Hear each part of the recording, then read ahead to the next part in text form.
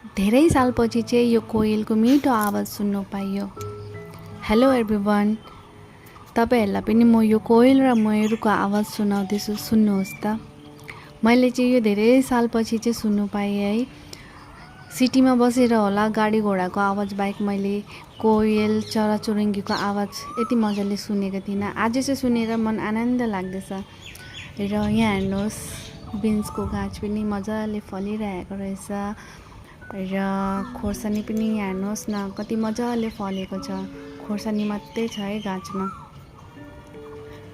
यो चाहिँ निलो खाले खोर्सानी रहेछ। कति राम्रो खोर्सानी, हेर्दाखेरि राम्रो लाग्दैछ। र पिरो पनि डल्लेलाई फेल गरिदिरहेछ है साथीहरू यो खोर्सानीले चाहिँ। र मेरो छोरा जति पनि पल्टाउँछ उसले एउटा खोर्सानी नाटिपिकन जाँदैन। उसले साथमा एउटा खोर्सानी टिपेर चाहिँ लान्छ। र हेर्नुहोस् न साथीहरू, म तपाईलाई यहाँ एउटा फुल देखाउँदैछु है। एउटा गाछमा दुई किसिमको फुल हेर्नुहोस्।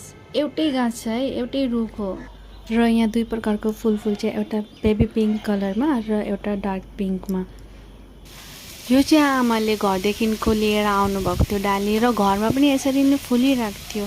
र यहाँ लिएर लगाइसकेपछि पनि यो फुल यसरी नै डबल फुल्न थाल्यो।